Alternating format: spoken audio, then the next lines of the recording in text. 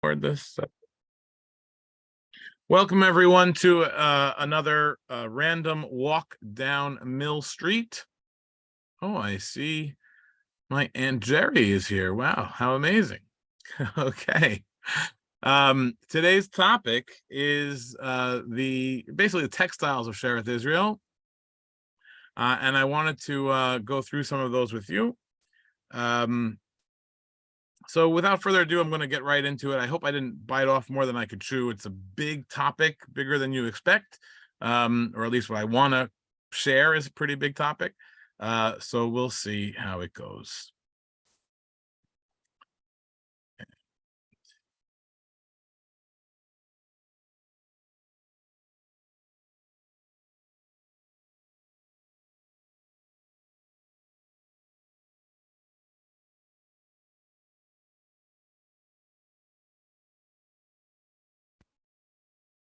Okay.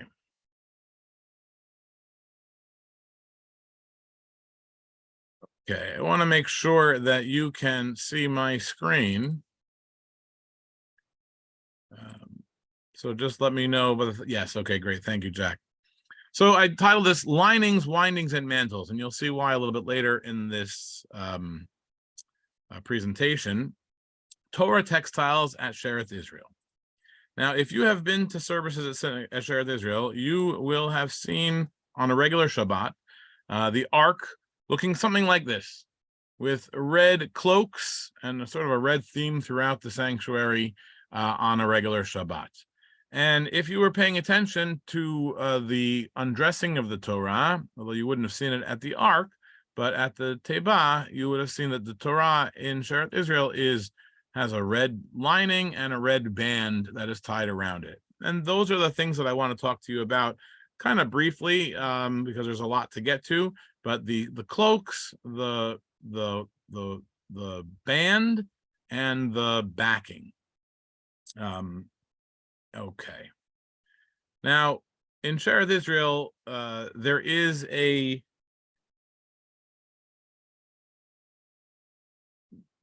calendrical guide to, or I should say, the way that the cloaks are dressed, the way the Torahs are dressed, is an indication of the calendar. What do I mean by that? If you come on certain occasions, festival days, you'll see the Torahs cloaked in many colors. We call them festive colors, pastel colors.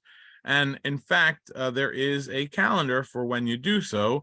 This sheet in the middle is a paper, sort of on fly paper, that my grandfather, I think, was made around, it was certainly in the 1940s. It may even have been in 1940, given to my grandfather when he first became Shamash, telling him the days on which the cloaks had to be changed from their normal red.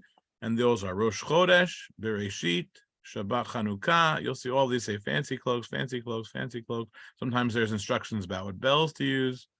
Yitro, Shekalim, Zachor, Purim, Para, HaChodesh, HaGadol, the Shabbat of Passover, the seventh day of Passover, Shabbat of Lag Lamomer, the first day of Shavuot, Nitzavim. All of these get fancy cloaks. Some of them because they are special holidays. Some of them because they are what we call consecration Shabbatot, which are days when we remember the anniversary of the opening of one of our 5 synagogue buildings. Those are festive days. And then also it tells you Rosh Hashanah to Kippur, white cloaks, because on the high holidays everything becomes white. What's not listed on this list is the worst day of all for a Shamash, which is Hoshana Rabbah, which goes from Sukkot being or Shmini Atzeret being color, or Sukkot being colors, Hoshana Rabbah being white, and then Shmini Atzeret being colors again. So I have to change them back and forth twice in one day. There are usually anywhere from 18 to 22 Sefarim in the Ark. We try to keep it around 20, 10 and 10 on each level, which is a lot of Sefarim to change. So you can imagine Hoshana Rabbah is not my favorite day, though the service is great. Let's see what the messages say. Yes. Claude, I don't know if you can hear me. Can anyone else hear me? Can anyone else hear me?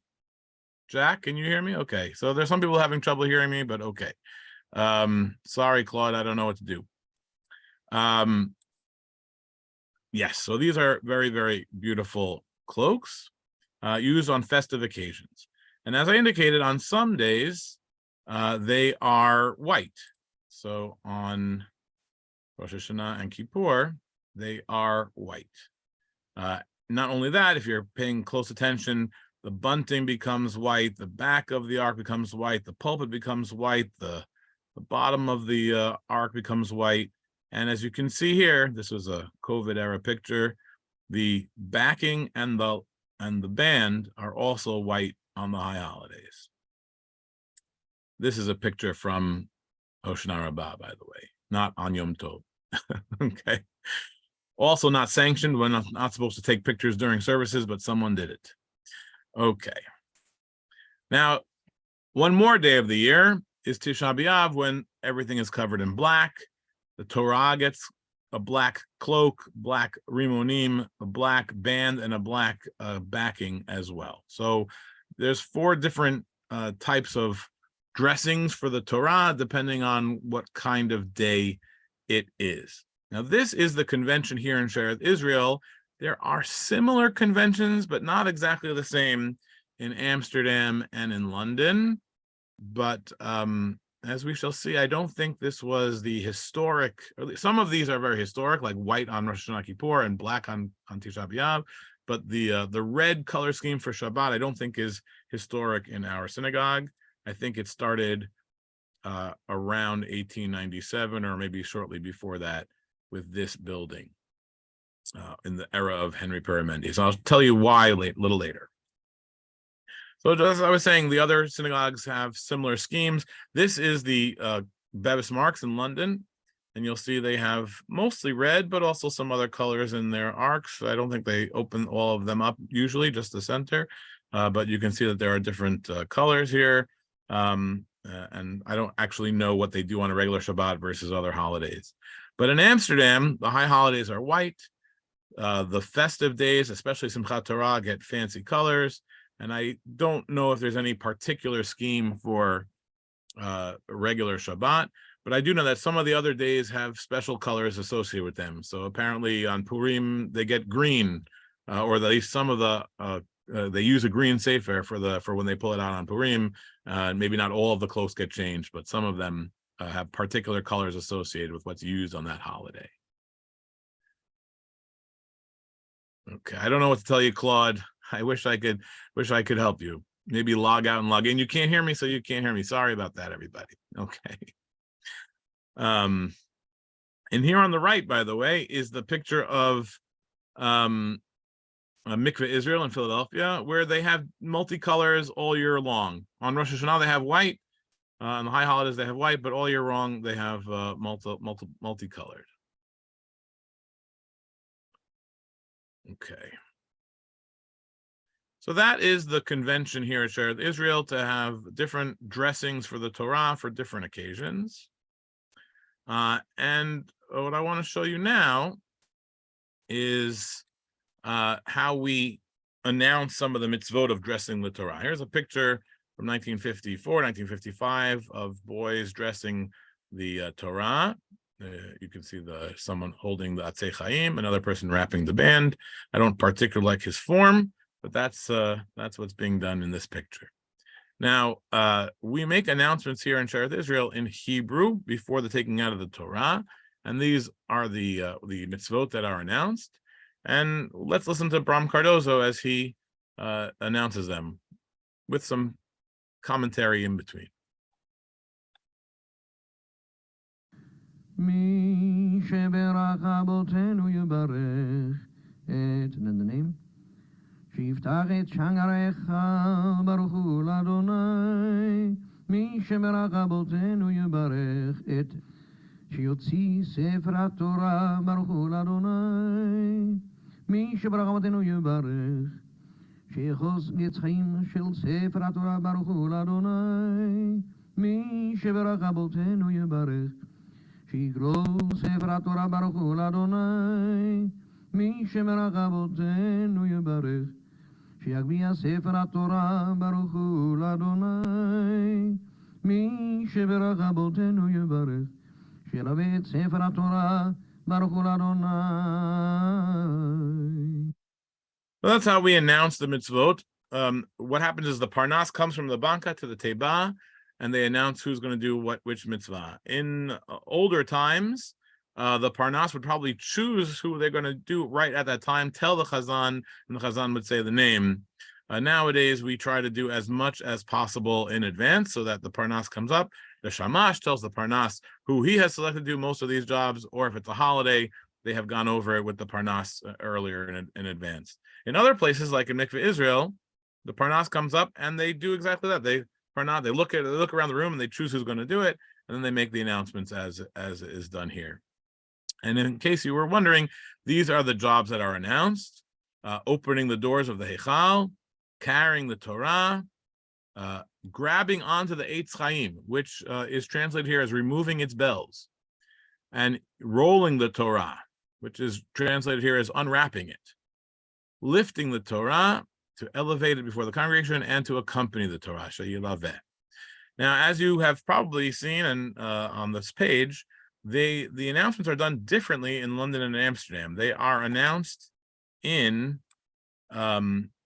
Portuguese, both in London and in Amsterdam. There are slight differences, so that you'll see in Amsterdam, the Mishberach says Mishberach Abraham Yitzchak v'Yaakov, not Avotenu. Okay. But otherwise, the way we do it, each line gets Mishberach Abraham Yitzchak v'Yaakov, and then the name.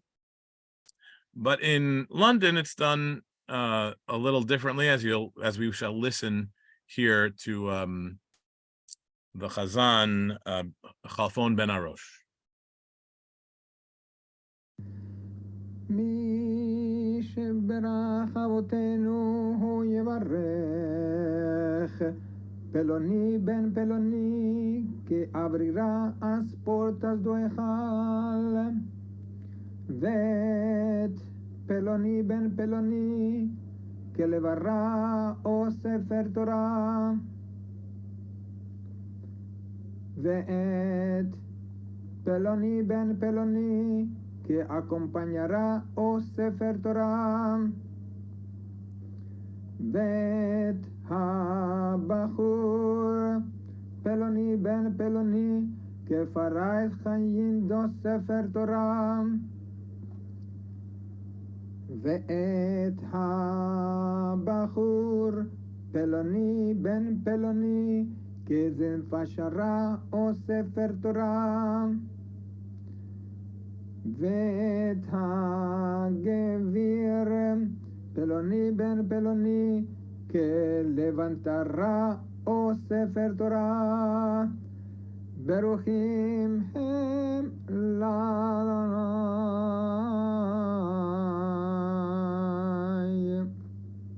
So the only thing I wanted to show you, it's not that important. Essentially, they're doing exactly the same thing as we're doing. They're doing it in Portuguese, but the Mishaberach is collective. So Mishaberach ve'et, ve'et, ve'et, ve'et, beruchim heim. A little different the way we do it. Each one in our tradition gets their own small bracha, and then in the London tradition, they all get collectively a Mishaberach. Okay, hu yivarech.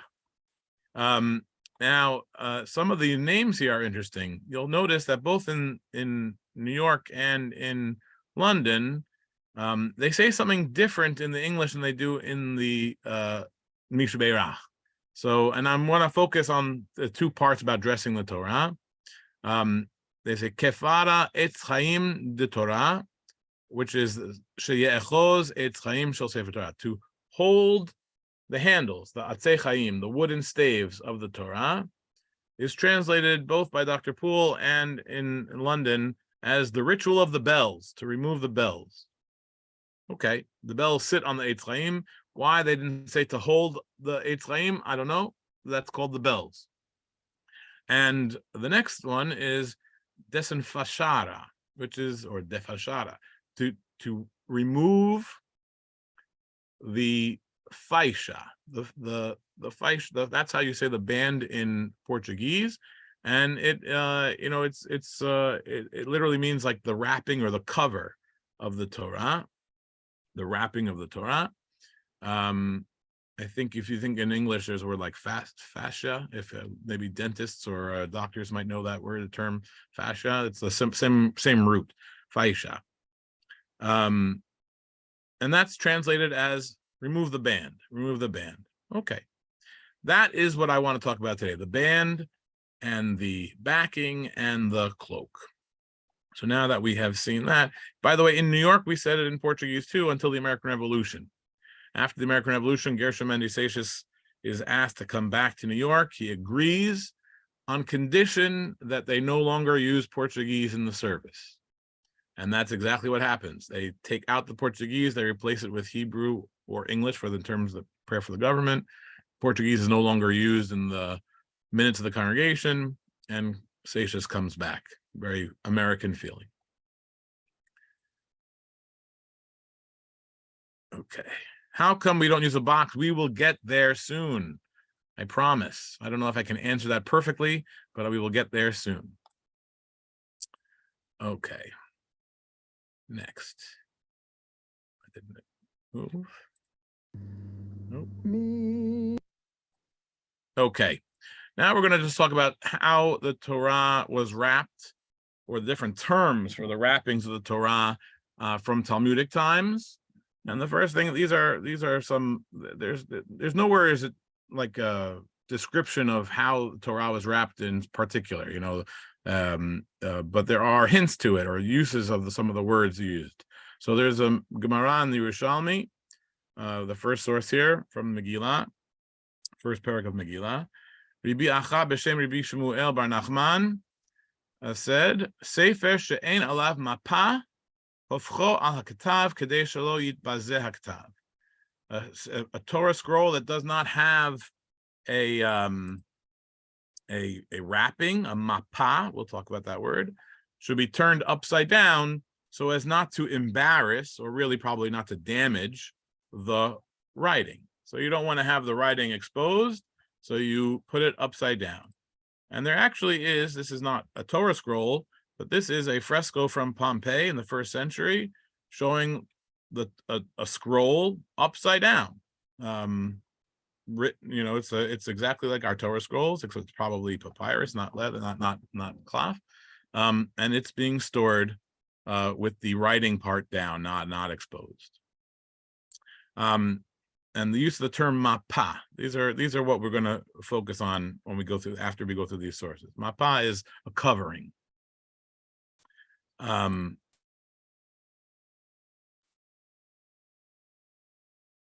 next sources are Mishnah and Megillah. B'nei ha'ir shemachru rechova shel ha'ir if the residents of a town sold the town square, as they usually translate it, or the wide place, the courtyard of the city, which is presumably some place where they would meet for prayer at times. What do they do with that money? What can they do with that money?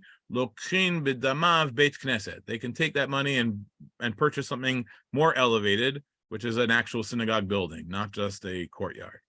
Beit knesset, if they sell the synagogue, what can they do with that money? Lokshin teba. They can purchase a case or a ark for the Torah scrolls. If they sell a teba, what can they do? Lokhin mitpachot. That's the next word we want to see. Mitpachat. Mitpachot, coverings for the Torah. If they sell mitpachot, then they can buy scrolls.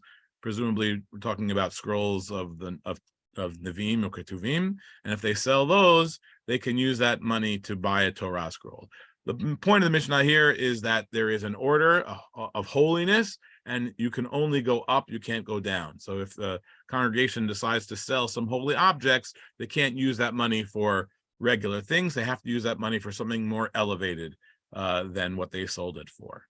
And in the list of things that are being sold is wrappings for the Torah, or coverings for the Torah, and the term used is mitpachot. In the singular, it would be mitpachat. This term, both terms appear, or this term appears again in a different context, which is in the Talmud Yerushalmi and Kilayim. Kilayim is a tractate dealing with prohibited mixtures. The most famous one of which is shatnez, which is you cannot make a garment that has both linen and wool together, called shatnez. And there is a Mishnah talking about when you can mix those ingredients together, when you can mix linen and wool together, and there's a list of them.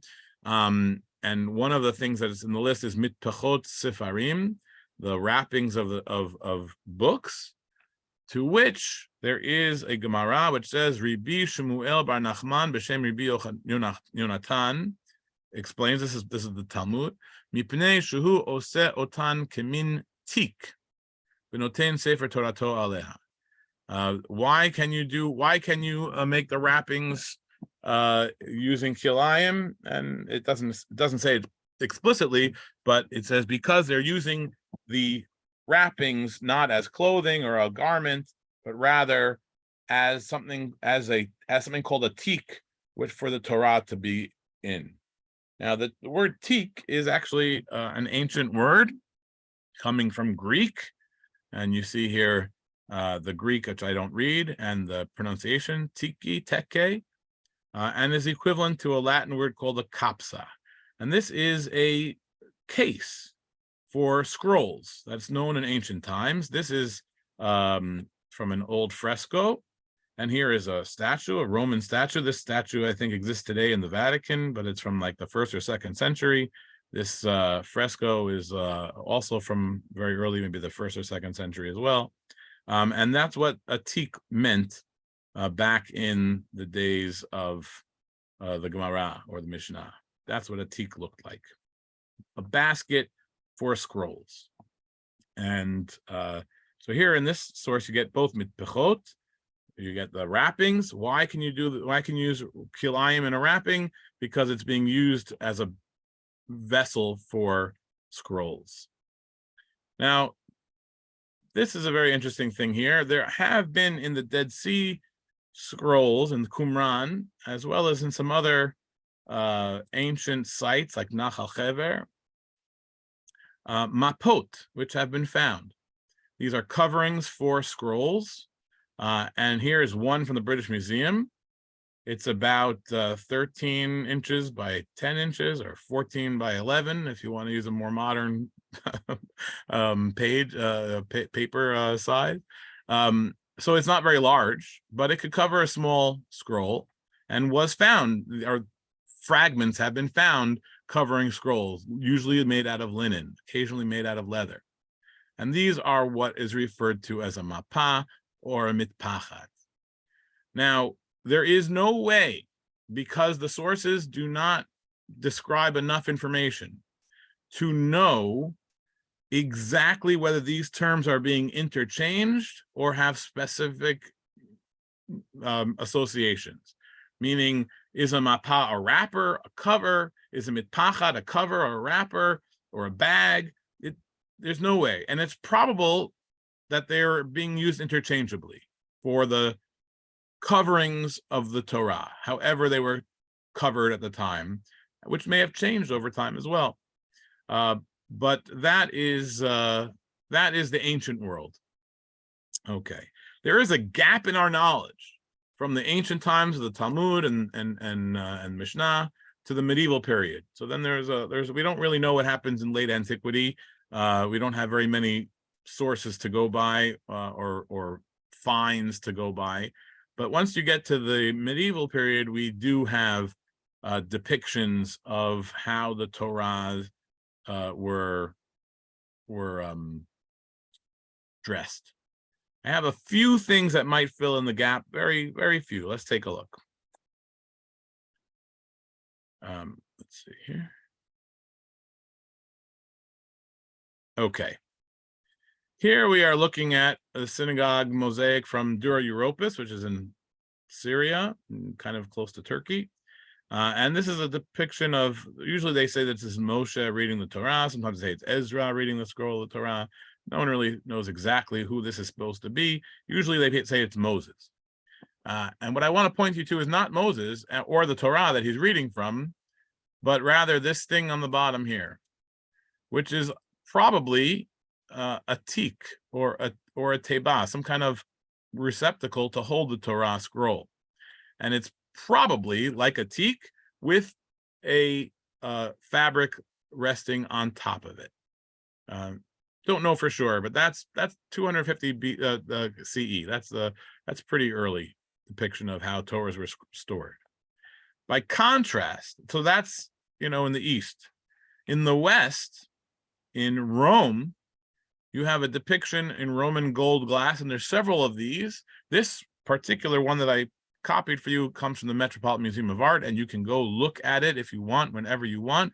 It's on the first floor when you go through towards I don't even know how to describe it, but it's pretty prominently displayed in the Metropolitan Museum of Art. And this is gold glass from Rome, a plate. And here in the center, you have an ark with Torah scrolls inside it.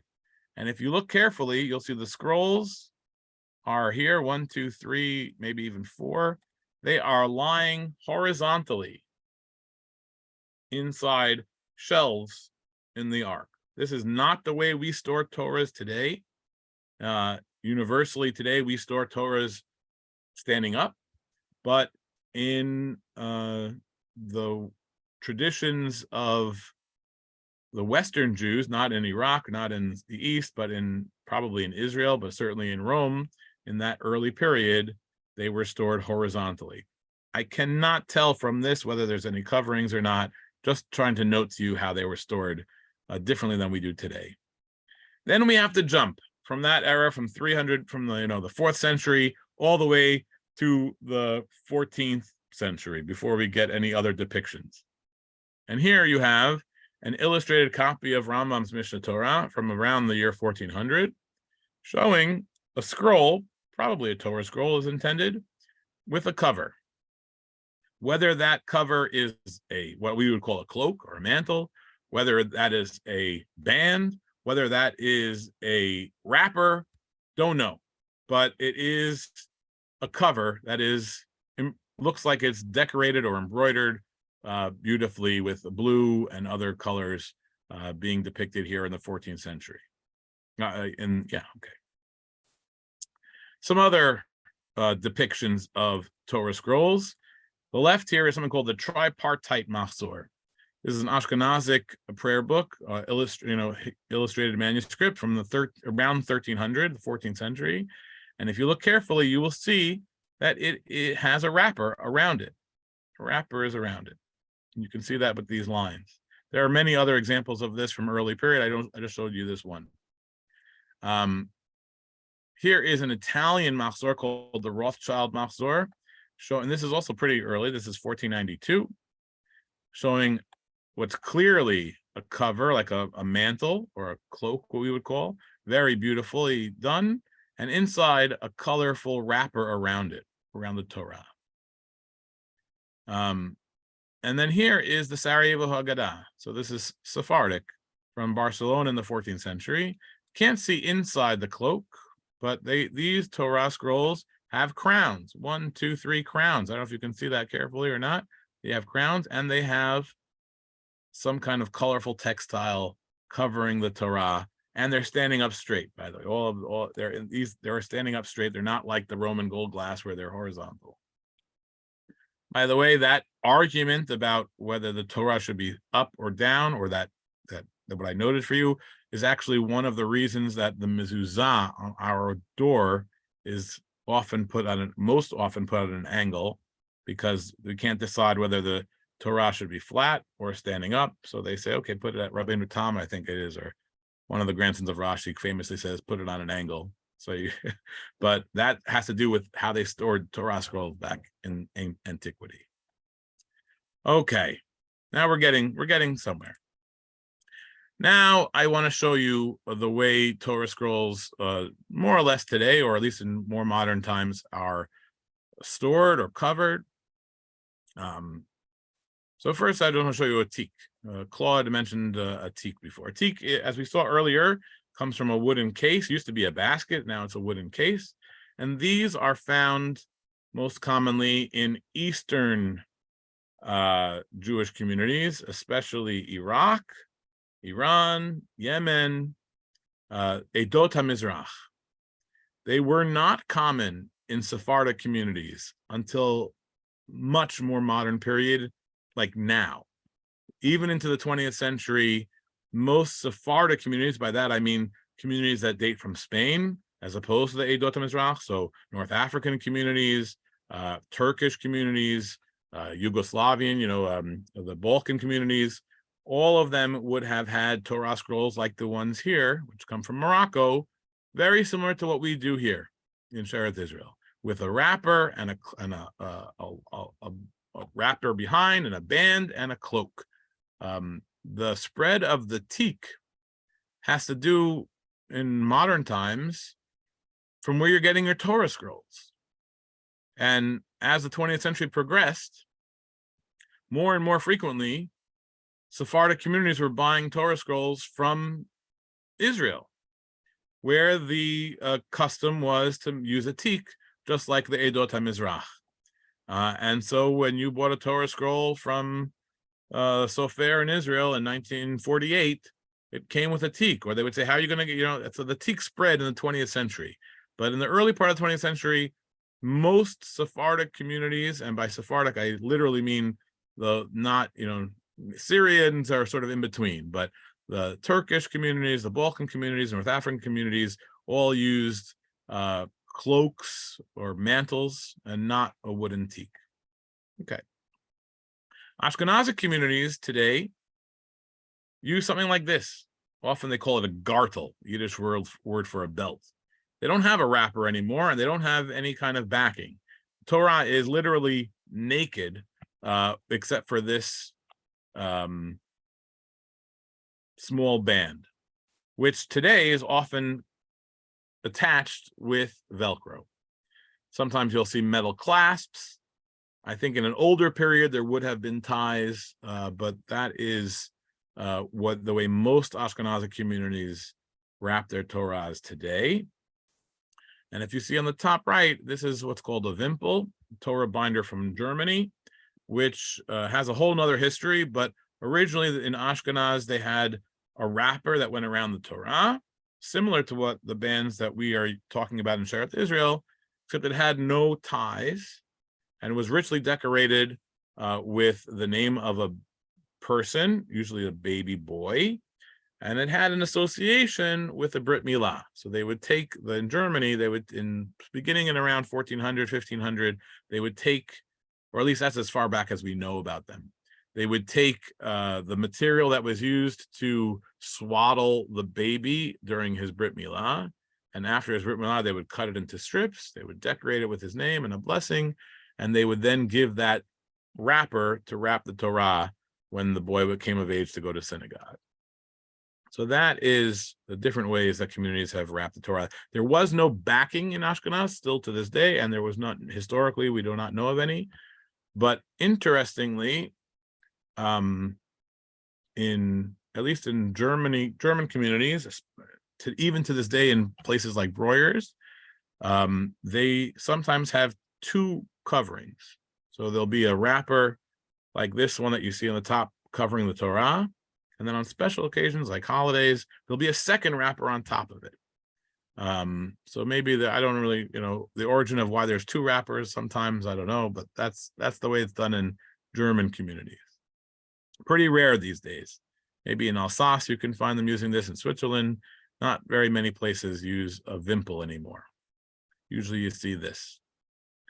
Okay, that is a survey of different communities and the way they wrap the Torah. And now we're going to return to Shearith Israel. So like we said, this is the standard kind of band that we use in Shearith Israel.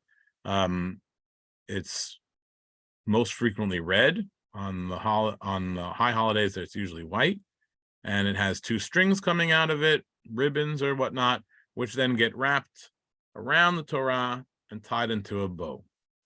When I train people, as I'm doing in this picture, I always tell them to make one simple bow, like you're tying your shoe. No double knots, because double knots are problematic on Shabbat. Some people might say that it's asur. Probably not a sword, depending on how you read the halachot, but certainly no reason to tie a double knot on Shabbat. So a single knot is the way to go. Probably, not definitely, because there's no written sources about it. The way that it's wrapped in Germany, those Wimpels, which don't have a tie, is to avoid making knots on Shabbat. So the way that's done is it's wrapped around and around and around. And when you get, they're much longer than our bands. They're very, very long.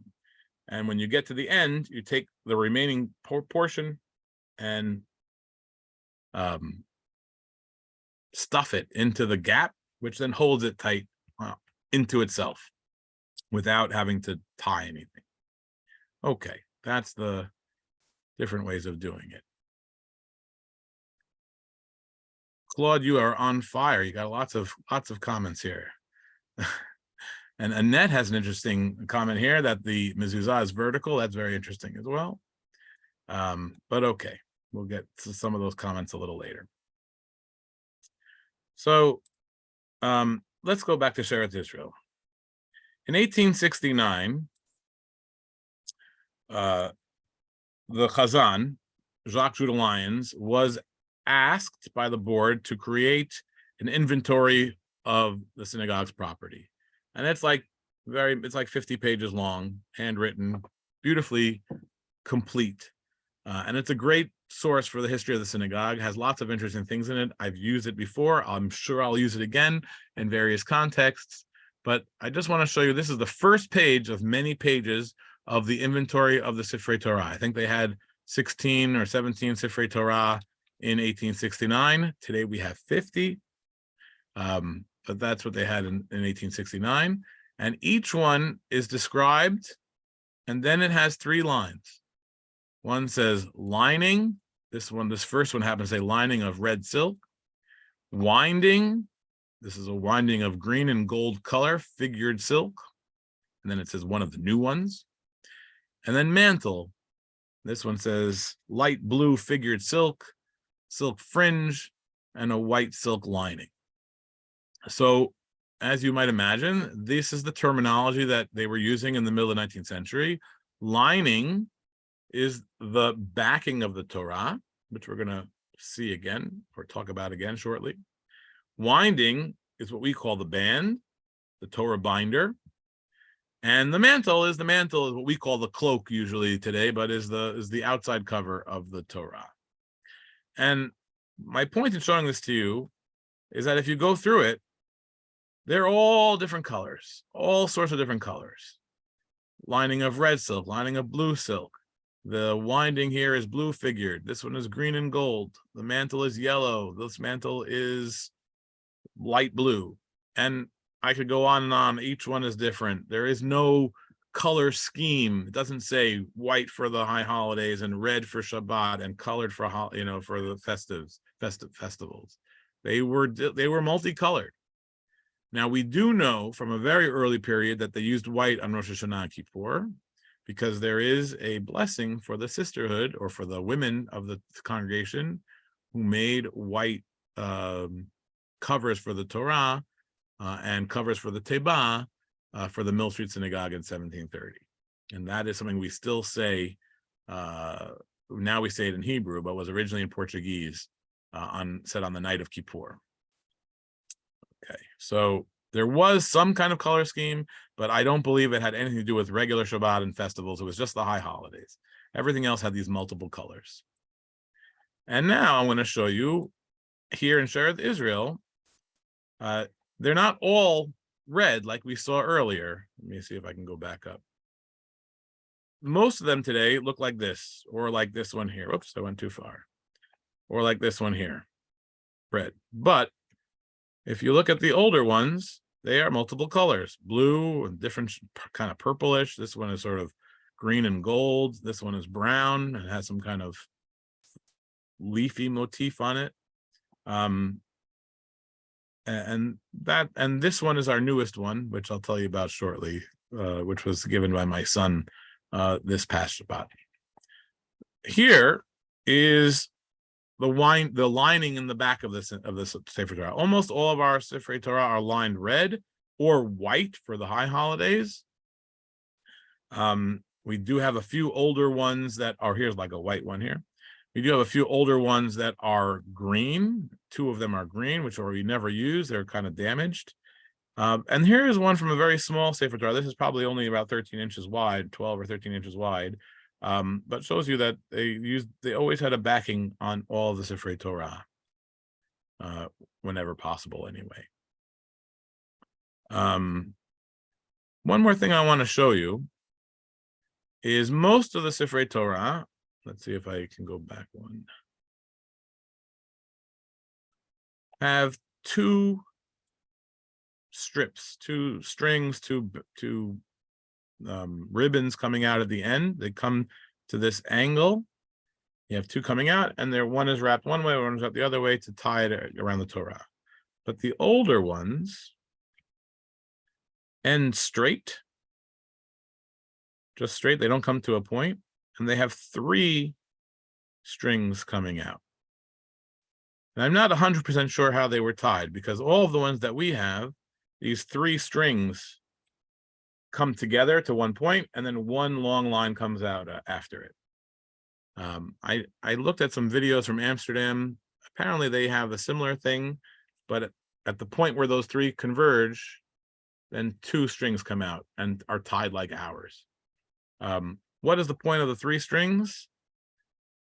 I can only guess that if you didn't cut the material to come to a point, if you took one string one way and one string the other way, the whole fabric would get twisted. So I think that is why they bring them to a point forward and then wrap around the Torah. But we don't use these kinds anymore. These are from our history. How old are these? Very hard to know, but I have a feeling that these are probably early 20th century. Maybe this one probably mid or late 20th century. We just don't use it anymore. This is 19th century. It's hard to know.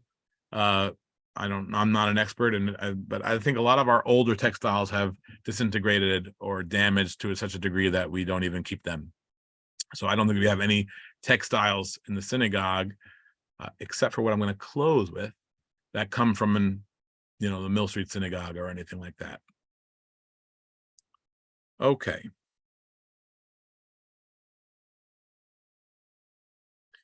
Just to show you by comparison, these are all from the Esnoga in Amsterdam, and you can see how colorful they are. Every band is different and used for different occasions, and they are beautiful and they are multicolored. They are not all red or all white like we have in Shearith, Israel. And now I'm going to close, and then I'll also take your questions. But a few months ago, maybe by now it's probably almost a year, maybe majority of the year, I was in the Geniza, which is above the ark, behind sort of where the choir loft is. There's a cabinet, a closet, has old Sifrei Torah, old Atzei Chaim, and it also has a cabinet or a dresser with drawers that have all of our textiles in them. So it has the backings, it has the wrappers, it has other things like that in there, the cloaks, the cloak closet, old ones as well as current ones. And there was a box sort of on the bottom of this closet in the back that I'd never really looked in. It was just there. And I figured, after being shamash for 12 or 13 years, I might as well look what's in that box. And I opened it up, and it was full of textiles. These textiles seem to have been collected for some kind of exhibit. Whether that exhibit ever took place, don't know. There were bands, there were talitot, there were talit bags, and the only theme about them is they were all embroidered. And among the things there were these 2 Torah binders that come from Italy. And I read them and transcribed their dedications and was amazed to find that they're very, very old. So this top one here is dated 1686. 1686. And this bottom one, I don't have the exact year, but I think it's 1740 something, 1745, 1747, something like that. And they tell you who made them or who donated them. This top one was made by a woman named Sarah Grassini.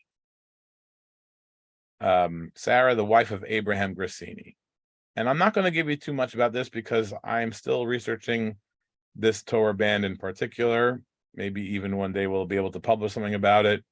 But I can tell you this. We know who Sarah Grassini was. We know where she lived. Her epitaph is still readable in the community where she came from in Italy. And it even mentions that she made takshitim, she made items for the synagogue in her epitaph. So this is a very special Torah binder, which I hope to tell you more about one day. It's also beautiful, embroidered, needlepoint embroidery with multiple colors and floral design, all done with silk on the background, on the back there. It's really extraordinary, and it's really, really old. This one is a little less extraordinary because it's sort of more bland, but it's beautiful as well. Gold with yellow or goldish border with a green background, and it comes from someone whose name is Moshe Shmuel Fano. Fano is a very common name in Italy, so I've been having a harder time figuring out who he is. But this is also this is an 18th century Torah binder here in Shearith, Israel. I don't believe these are ancient acquisitions in Shearith, Israel. I don't believe they were ever used on a Torah scroll, but I have no way of knowing. And that's part of what I'm still trying to research is when they came to Shearith, Israel's possession. I suspect that sometime in the early 20th century, someone donated them to the synagogue, but I don't know for sure. That is sort of the end of my presentation. I want to leave you with a few things about the terminology. So this backing, or the band, we saw earlier, in Portuguese, it's called a faixa.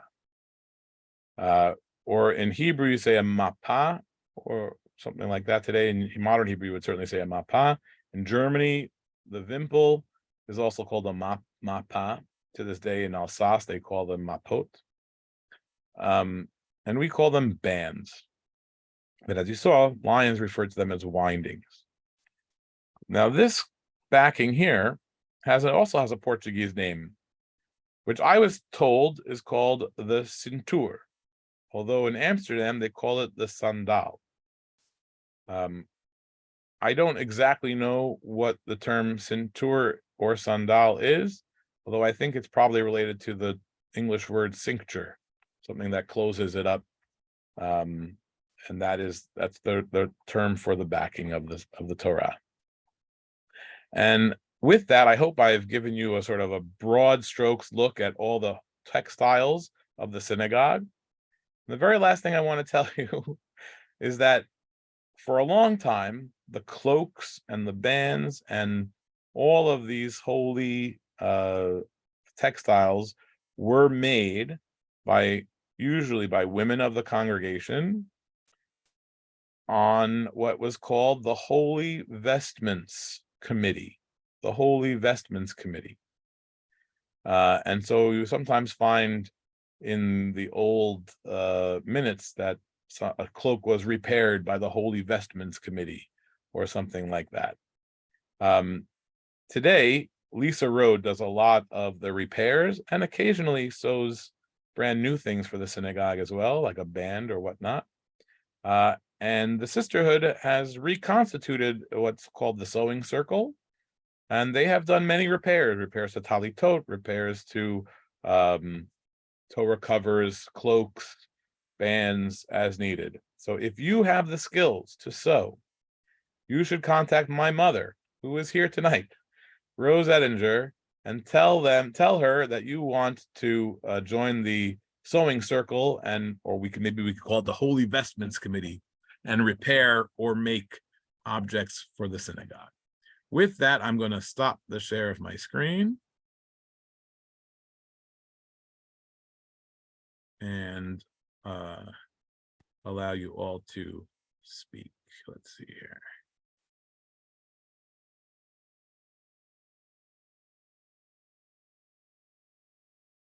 How do I do this? Here we go. Okay. Hope you enjoyed.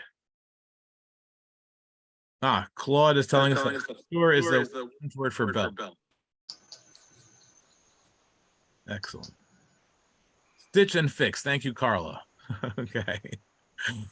All right. I'm going to turn off the recording unless somebody has a question that they want answered. Ceinture. Ceinture is a belt in French. Okay. So that's the term, the ceinture. It's also Yeah. called a sandal in Amsterdam. And you were talking about Ashkenazim. Ashkenazim, that, like I said, they have like a thing. The wrapper is called the girdle. They call it a girdle, Right. just to secure it, and they give honors to put that.